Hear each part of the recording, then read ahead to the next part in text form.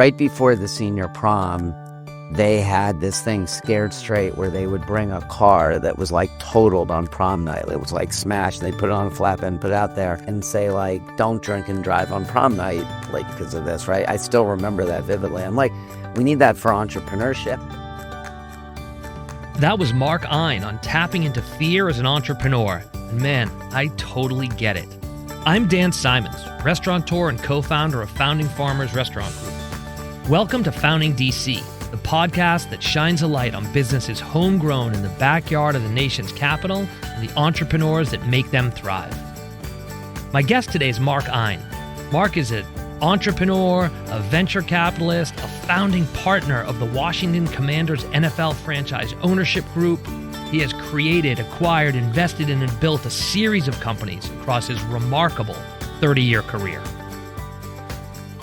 Founding DC is presented by NFP, an Aon company, delivering the insurance and risk management expertise, insight, and service you need. Learn more at nfp.com. Before we jump into today's talk with Mark, I also want to thank our sponsors, Shulman Rogers and the Georgetown University Entrepreneurship Program at the McDonough School of Business.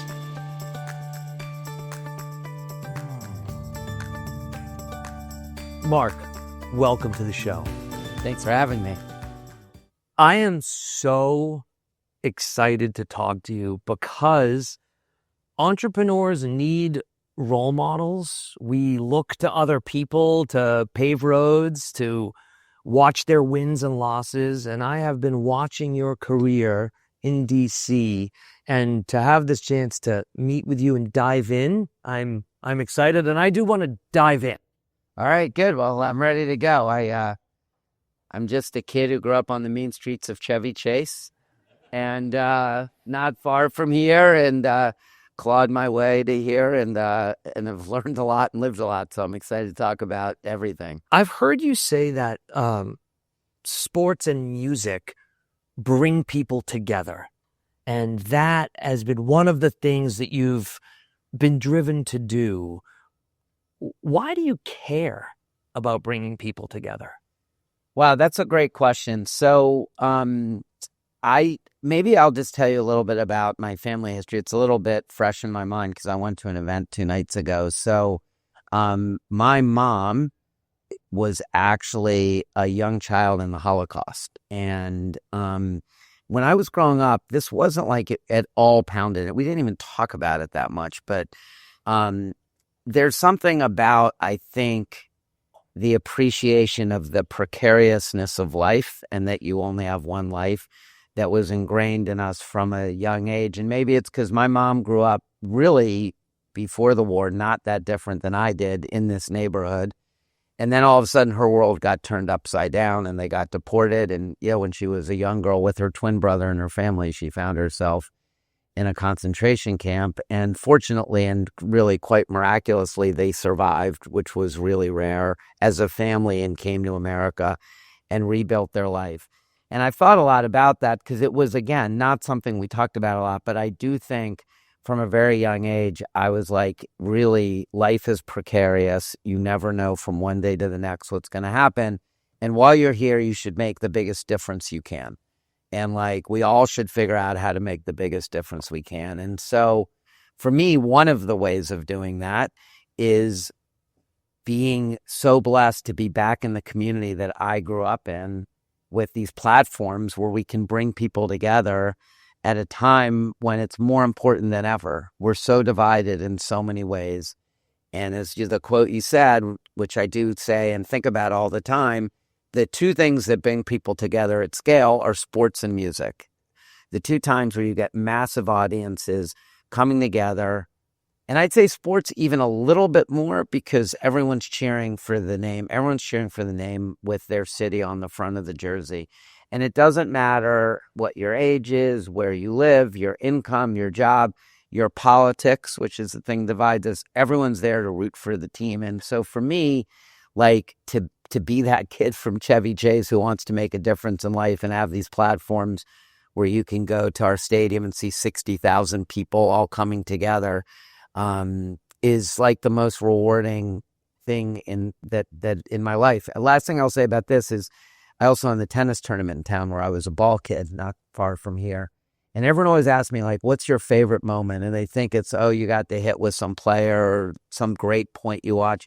It's not. It's literally, especially the first day, just seeing people coming back to this tournament that they love, families, parents and kids, colleagues, friends, tennis teams, just coming together all to enjoy something that they have in common. It's like the greatest feeling in the world.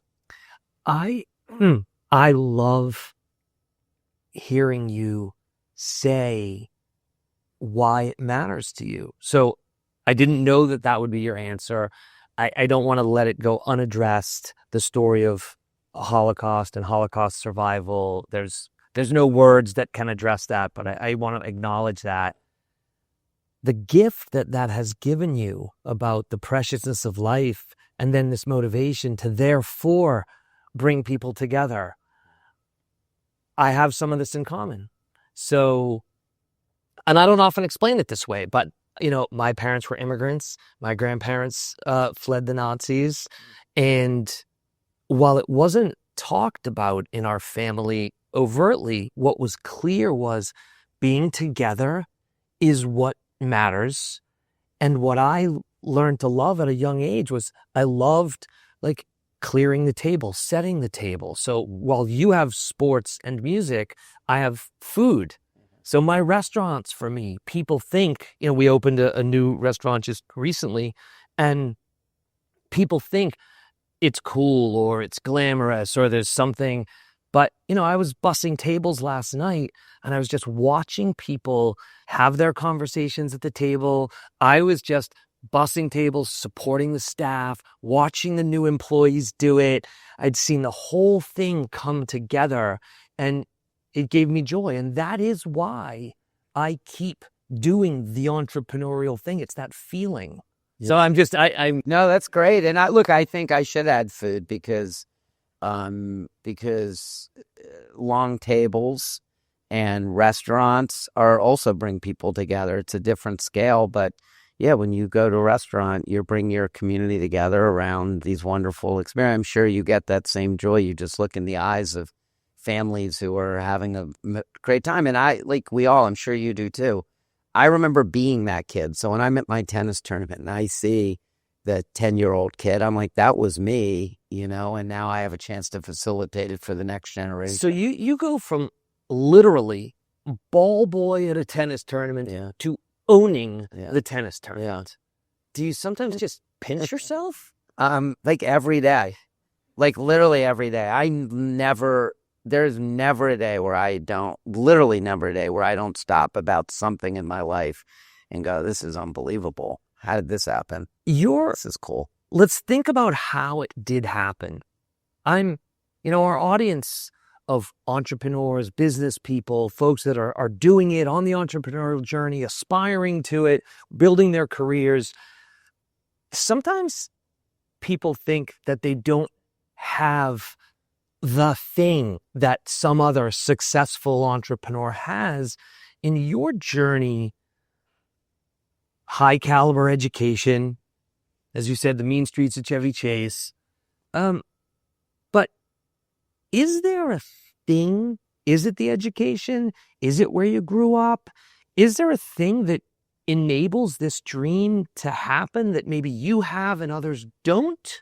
Or could anyone do this? Well, I think the great thing about our country and the great thing about entrepreneurship is for sure anyone can do it. If you look at the backgrounds of the most successful entrepreneurs, there's not a prototype. There's not one path. There's endless paths, endless backgrounds. And that's like the amazing thing about this country, that really anyone can do it. But then once you get past background and, personality traits or human characteristics, there are some things that I think that are generally in common. And one thing I should say about my journey, and I also think about this all the time, is how many near-death experiences. Thank God I've never had a true near-death but like business near-death experiences. How many times I was like almost out. Dark days where I was like, man, how am I going to get out of this hole? And you literally just take it one step at a time. And I think a lot about things could have turned out very differently if a couple key moments things didn't work out. But the most important thing is like I never gave up. I just kept going. Kept going and going and going. And I always believed, for the most part, I was a little there's sometimes moments of doubt, but like I just kept going and just kept pushing. And I had a vision for what I wanted my life to be. And I knew it wasn't going to be a straight line, but I was never going to stop working incredibly hard to try to get there. Can you teach that? Is that innate? Is that inside everyone and maybe it needs to be unlocked? I think it's a combination. I think there is something innate because it's hard. It's so hard. I mean, the one of the things that I talk about entrepreneurship all the time is like, if you're doing this to make money, it's way too hard if your motivation is money. Like, it's just way too hard. And I've seen this. People want to start something because they want to make a bunch of money, and then it gets hard and they're like, I'll just get a job. Like, there's easier risk-adjusted ways to make a good living than being an entrepreneur. You have to have a passion. For whatever it is, you might love, bring people together around the table and like you do. It might be you're a technology entrepreneur and you have an idea, you see a need and you're like, someone has to do it and it's my calling to do it and I'm going to make it happen. Everyone has their own thing, but it has to really be about creating something in the end goal, not about money. And I think it is largely innate, but then it's the intersection of innate and opportunity, because I think there's people who have it in them, but then never found the opportunity or the situation to then apply it to an opportunity. And then there's people who have it innately who keep trying, but never find the right thing either. So I think it's a little bit of both. And how much do you credit pure luck to aspects of your journey? Well, I mean, honestly, like if you look in the course of human history, we're all lucky to be sitting in this room and not some other less fortunate circumstance. Like, just start with like, we're all lucky to be here. So that you go then and you go down and down and down. Yeah, I do. Like, I, for sure, lots and lots. I mean, my mom's family didn't survive. I was saying about this when she gave a talk 2 nights ago. I wouldn't be here. So there is a good amount of luck, but I then, once you're in the situation and you're sort of in life and you're going, then I think you largely make your own luck. And I thought a lot about the different paths. I'm sort of at a reflective point, the different ways my life could have gone. And I could have imagined, I almost went to LA after business school instead of coming here because I'd worked there before and I loved it. Like, it would have been obviously radically different, but I still think it would have probably turned out well. And I could imagine a bunch of different paths that would have been very different, but hopefully in the end would have been, rewarding in different ways.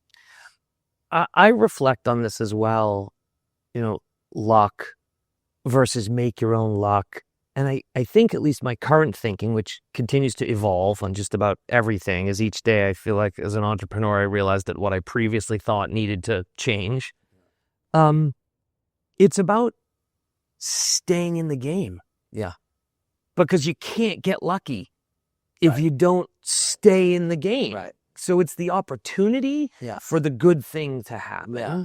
Right. And the martial artists say, the black belt is just the one that never stops going to the dojo. Yeah.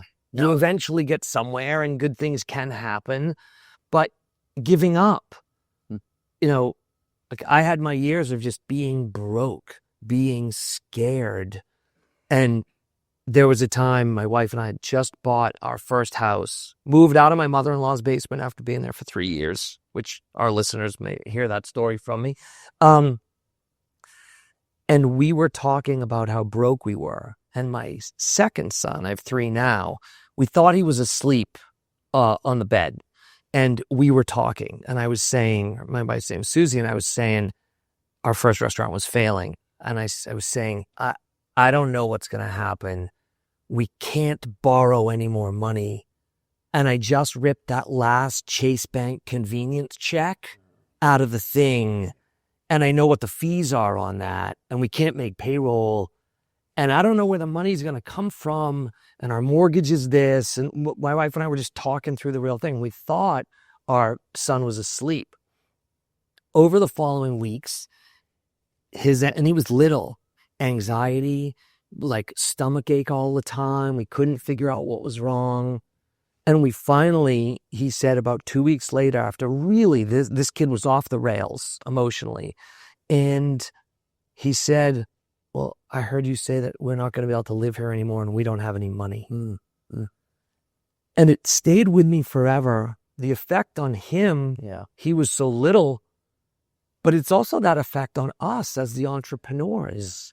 Have you had those, we're broke or we're going to lose all of this money that we committed to? Oh my God. Yeah. I mean, thanks for sharing that story. Let me just start by saying, I think it's so important. I sometimes think, not sometimes, I often think entrepreneurship is too glamorized and people only see the successes and they only hear about the things that work and the result of it.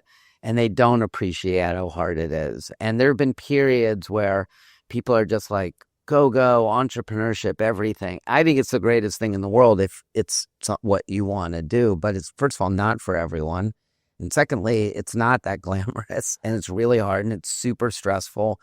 And so I don't know about you, I went to BCC high school down the street, and right before the senior prom, they had this thing, Scared Straight, where they would bring a car that was totaled on prom night. It was smashed, and they'd put it on a flatbed, put it out there and say don't drink and drive on prom night, because of this, right? I still remember that vividly. I'm like, we need that for entrepreneurship.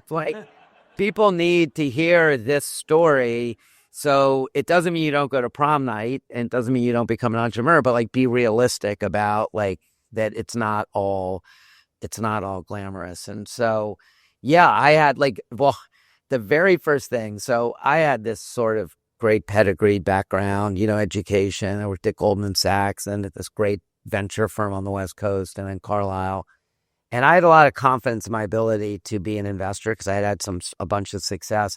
And I decided to start my own firm, and I announced it, and it was written about in the Washington Post. And I had a little office out in Tyson's, and I had two people who were starting this with me. And the first night it got announced, it was in the Washington Post. And I went home that night, and I went to bed, and literally in the middle of the night, 3:30 in the morning, I woke up in a cold sweat. And I actually had never had a cold sweat in my life, but I was sweating and it was cold. So I was like, this must be a cold sweat. This is what this is. And so I couldn't go back to sleep. And so I tend to more work late night and then come in on those slightly later side. That's my sort of natural thing. But it was I couldn't sleep. So I ended up going off at 7 a.m. And I was so tired because I barely slept that I went to bed that night super early, 11 or something. I was I just want to go to sleep and catch up. 3:30 in the morning, boom, cold sweat again. For 2 straight months, every single night. I literally woke up in a cold sweat. It's not an exaggeration, every single night. And I wasn't afraid about being an investor. I was just oh my God, now it's on me. When I was investing for Carlisle or doing what I did at Goldman, I didn't have to worry about payroll, rent, investors. I just do my job. Now all the pressure was on me. And I had no idea this would have happened until my body told me that holy moly, you're scared out of your mind. And fortunately you get through it and you get past it. And it's funny, my mom always is you're so how did you become so comfortable taking risk? I was well, I wasn't, obviously. I was scared out of my mind when I first did it, but eventually you get through that.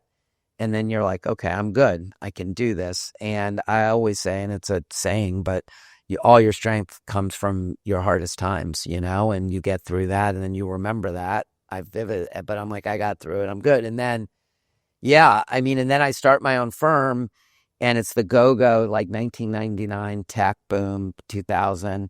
And I raise money so fast, and it's mainly individuals in this community. And I'm everyone's favorite person to bring the cocktail. Oh, look at my friend Mark. I am my tech genius, investor genius. And I, by the way, never thought I was that good, but people did. And then the tech boom crashes, right? The dot-com bust, and everyone's like, you're an idiot, No more cocktail parties. No, definitely no. And then like literally a few of my investors are like, we're going to sue you. I was like, for what?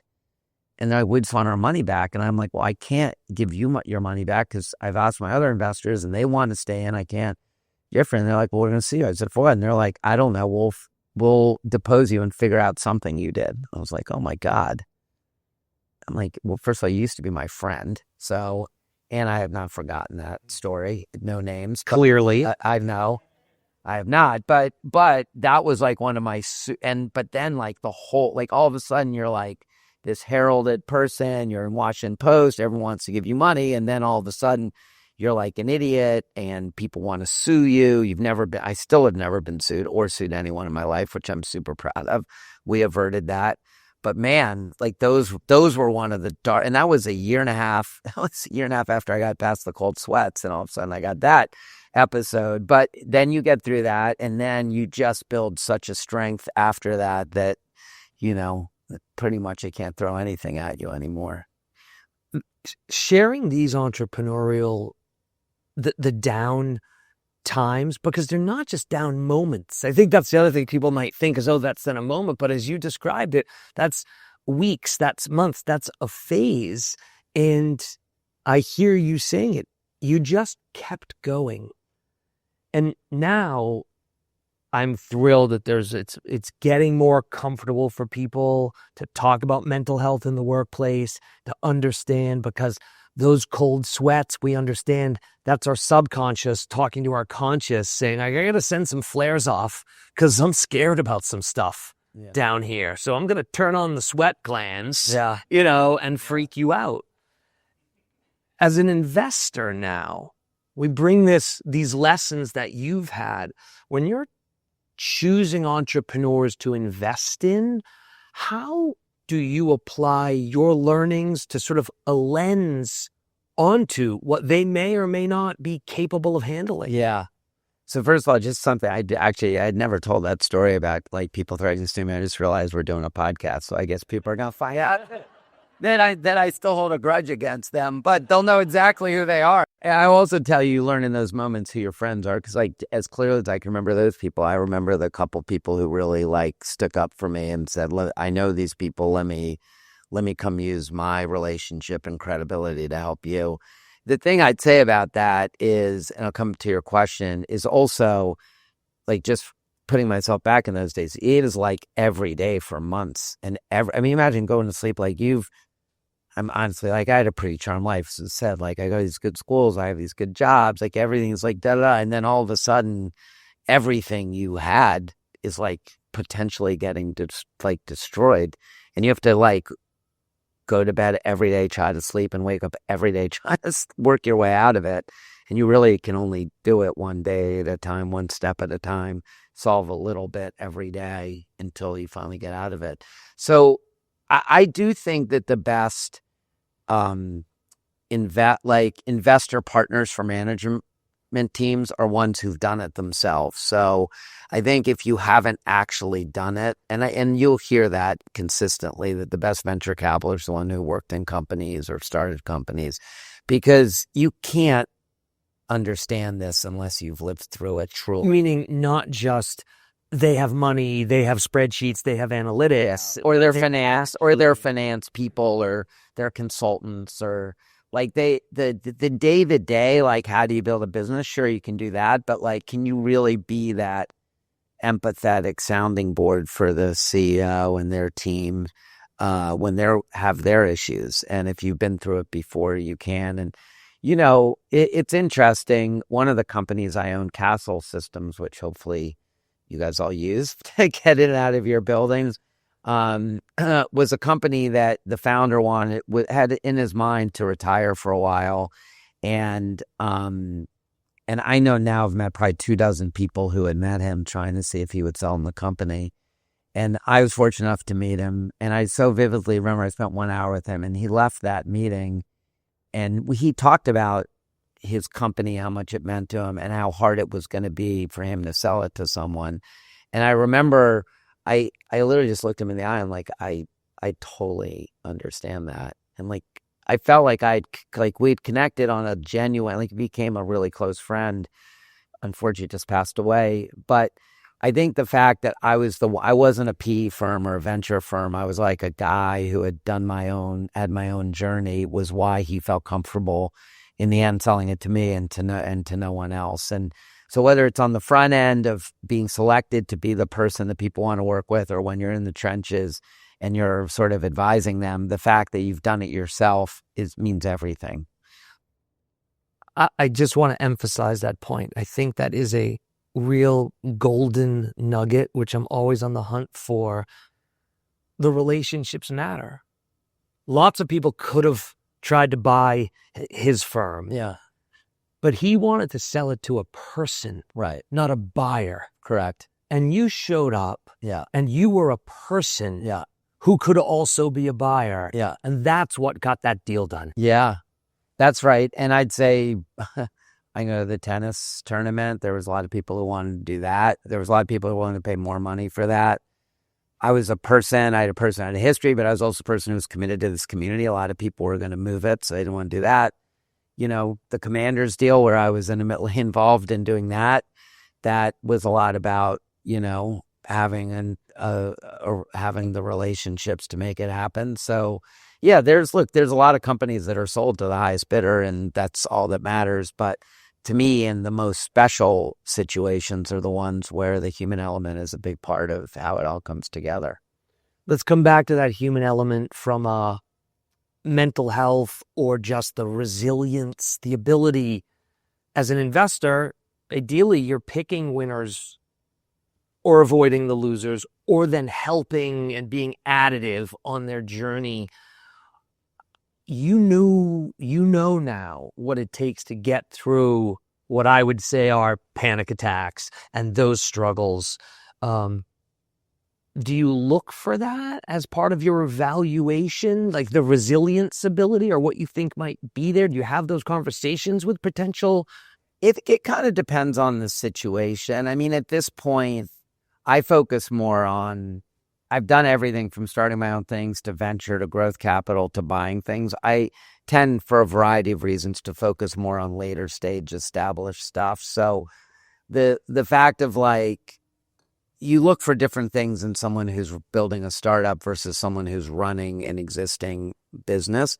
But to me, agility is a super important trait for anyone who leads an organization. No matter what stage it is, because stuff gets thrown at you. And if you're I got my playbook and I'm running that playbook, that's not going to work. But I always think about it. It's a little bit more true in the venture or startup side time, but it's true across the board. Is to me, building a startup company was always like a running back, to use a football analogy. And you have a play and you run and you think there's a hole, but then all of a sudden the hole closes, and are you going to get tackled, or are you going to bounce out and go a little wide and try to find the next hole, and just hopefully you don't get tackled before you find daylight and you run. That's literally what it feels like. And if you're just I have that one play, the chances are things are going to change, and that play is not going to be the one that ends up working. So you do definitely want people who have learning agility, leadership agility, so that they can adjust as things get thrown at them.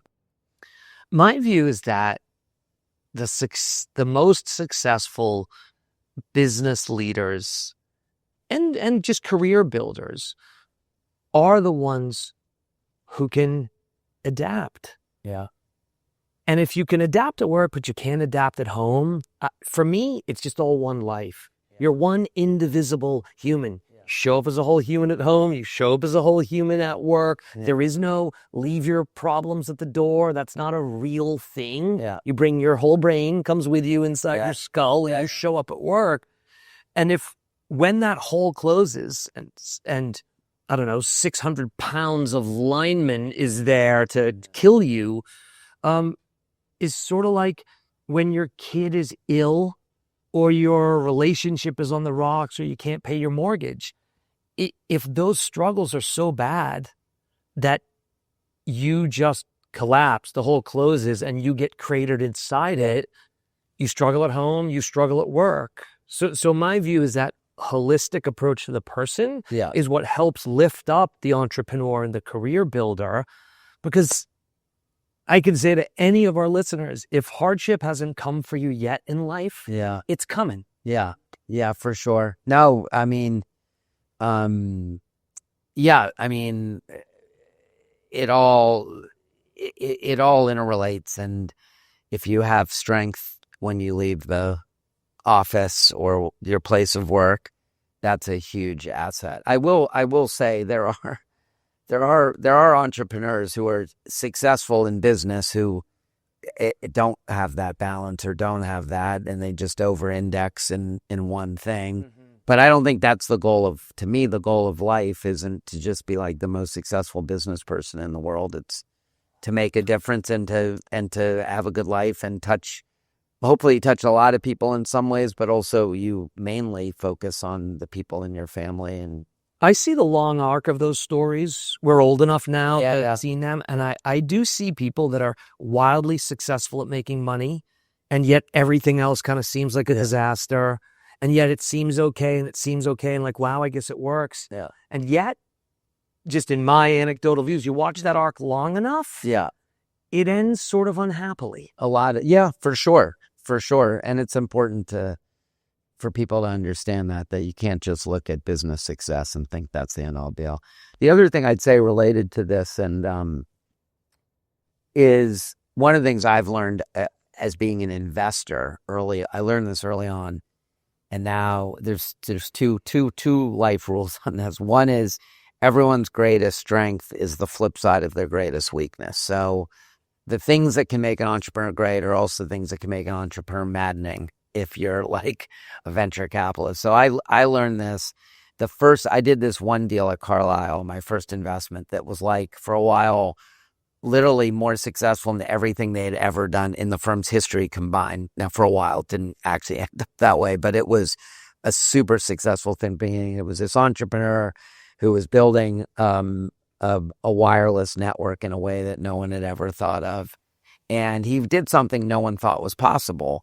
But then, like, he wouldn't listen to us or the board. And one of the more older people I work with was just like, God, this guy drives me crazy. And I said to him, I'm like, well, if he listened to people, he wouldn't have done the thing that made him the entrepreneur. So you start to realize, and it's funny, I went to this dinner last night with Walter Isaacson, who wrote the book about Elon Musk, and we had the same conversation that you just have to realize that, like, a lot of times the things that may drive you crazy about someone, or that someone's real flaw is the flip side, exact same trait that's also their greatest strength that lets them do. And so, like, when you actually get that and you realize it, it's so helpful to understand. It helps you then be tolerant. So I have a similar, obviously, as a restaurateur, but I often say to my team when someone is complaining about someone else, I say, but bland is terrible. Yeah.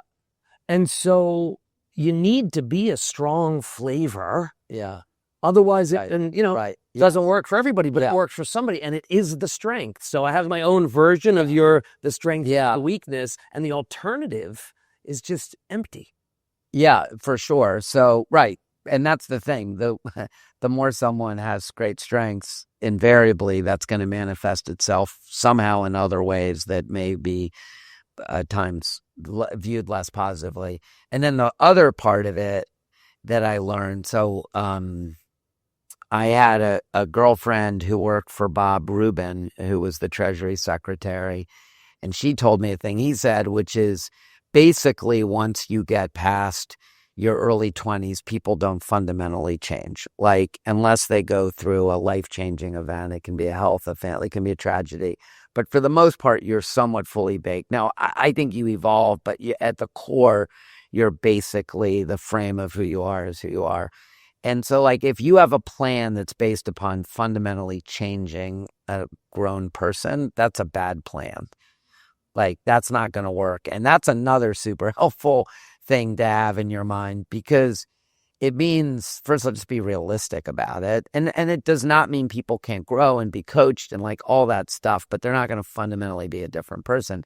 But also says make sure you start with the right people in the right spots. rather than just think you're going to fundamentally change who someone is. And those two things have been so helpful for me. And just like in assembling teams and building organizations, just like having those two rules in my head. Your ability to articulate those frameworks, I think this is what we can help early stage entrepreneurs, later stage leaders, because it is these, as I listen to you, I realize I have a lot of these, the structures of how we look at it so that we can actually stay humble. People talk about, people are winning awards. Oh, this is so humbling. That's not what they mean. They're like, point the cameras at me. Real leadership, though, is recognizing I can't fix it all. I can't change it all. I'm not the one with all the answers. Yeah. I'm striving for that clarity. Yeah. And then with that clarity, I can push where my strengths are. Yeah. And I can magnify someone else's strengths instead of like hunting for the conflicts. Yeah. So I love the way you frame that. Yeah. There's so many different ways to do capitalism. I was admittedly researching you. So I was watching you in a Zoom interview. So this might sound creepy, but I paused it and I was looking at the books on your bookshelf. Yeah. Okay. And That's all creepy. Yes, I know. Right. And I saw one. It is right now. I realize. Keep going. Keep going. I might have the title of the book somewhat wrong, but sort of essentially like doing better capitalism. Yeah. Yeah. What's your take on, raw, unbridled capitalism in a mindful way? How are you doing it? Yeah. So I really want to talk about this. So I've always been a believer in stakeholder capitalism before it was called that. Like I went to business school and, they said companies exist for the benefit of shareholders. And I was like, I actually didn't understand that. And then I studied the academia and the theory of it. But it's like, that just doesn't make any sense to me. Like, and I can tell you why that argument, but it's like, but people work there. You have employees, you have community, you have customers, you have suppliers. Like, there's so many more people who depend on a company. How can it just exist for the owners? So literally that construct, when it was taught to me, just didn't seem correct. And so I have just, and before it was probably even a word, that was my belief about business, is that companies exist for all of the people who touch it. And so, I do think in the end, you probably build the best companies, but even if you don't, and maybe the shareholders make a teeny bit less, which I don't think is the case, but even if you did, that's good, fine. That's totally fine. Like that's like why we're here on earth, is to like make the world a better place, not just make the most money for yourself or for owners of a company. And so that's just been always a belief I've had. I do think it's a better way to live your life. I do happen to think that generally it also leads to the best companies, the most durable, most valuable ones, but that's not the reason to do it. The reason to do it is because it's a conviction and a belief. It does also lead to good outcomes. I am not surprised to hear you say that. I was looking forward so much to this, but I didn't obviously know that was your philosophy, and I have felt the same way. So then I came across this vocabulary around conscious capitalism. Yeah. And I loved the vocabulary, and I thought, yeah, finally, a vocabulary of course there's more than profit. Yeah. And it just, certainly as a restaurateur, you're obviously a team builder, not literally, an NFL team builder. And I do want this message to be that I think it creates the most value, the most long-term durable value. So I'm just quoting you from a few seconds ago because I love that phrase and I love that message. Yeah. And I also think, I've thought a lot about this. I think it's wonderful, this show and this audience is all here in Washington. I actually think I think this community is part of it's for sure how I got to this, but I also think that kind of value is more prevalent here than it might be in other places, certainly like in New York or something. I actually find I have a place in New York. I love New York. I spend time there. I have a gazillion friends, but I tend to find that mindset exists much more in places that feel more like a community than, I don't want to say a city, but at least places that maybe the priorities are different. And I think it's really something about this city, which even though like don't have any real daily nexus to the government or whatever, it's a place where people come to impact the world. That's what it is. And I think that infuses even the business community here, where people are a little broader in their thinking about business and companies. And it's one of the reasons I love building my life here. It's just, I think it's a wonderful community. It's generally a place that like people actually are happy when other people do well. That's not always the norm. Like it is not the norm in other places. People are competitive and jealous, and they care less about their life and more their life relative to someone else's life, which is like gotta be the surest way to not be a happy person, because there's always someone who has more or better or whatever it is. And here I generally think people like are happy for others when they do well. They want to help. And I think it's one of the real blessings we have for living in this community. That aligns with one of my deep business beliefs, that competition is never a company's problem.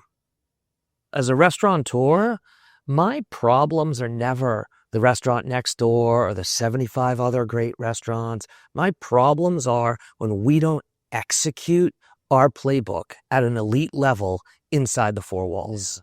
So other restaurants are irrelevant to me.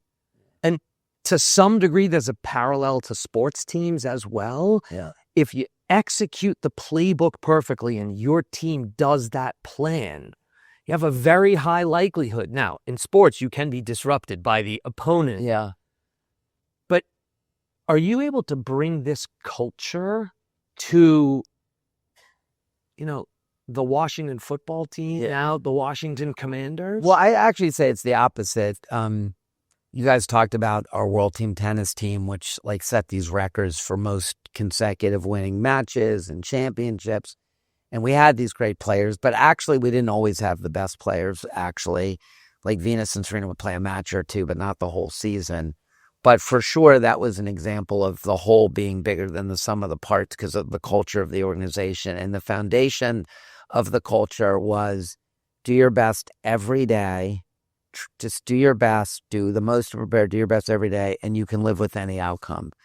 And that's a thing that I've learned in sports that now we apply to everything, that I absolutely believe in business and everything. Is like, just do everything you possibly can to try your hardest, to collaborate, communicate, to always get better. Continuous improvement is like another mantra of my life is always get better, always root cause why something goes wrong. Don't deal with the symptom, go to the cause and get better. And if you do that, you literally can accept every outcome. It doesn't mean you're always going to win. You're always going to succeed.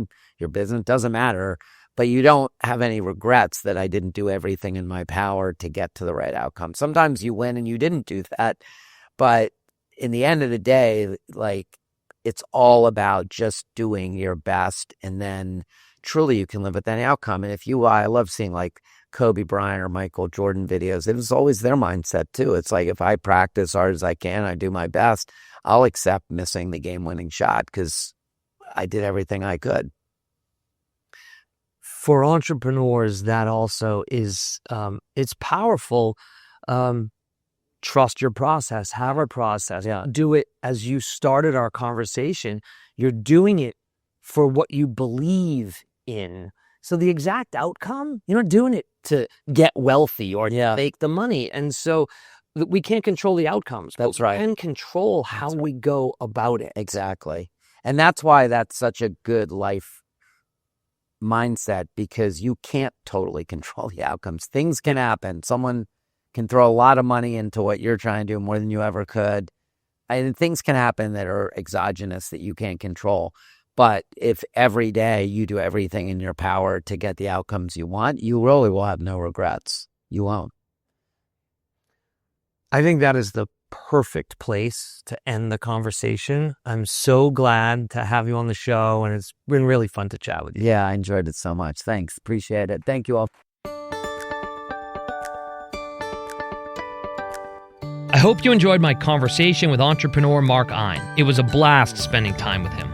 This was our second episode, and we'll be back on the first Tuesday of every month with a new episode of Founding DC. Next up, I'm going to sit down with Susan Tynan, who founded the amazing custom framing business, FrameBridge. And if you missed episode 1, you can go to the show and listen now. I talked with wildly successful Seth Goldman, co-founder and CEO of Just Iced Tea. And before that, Honest Tea. Give it a listen. I'm Dan Simons. You can find me on social at Dan Simons Says. And one thing, don't be shy. Subscribe to Founding DC, follow on your favorite podcast platform, leave a review, or share on social with hashtag Founding DC.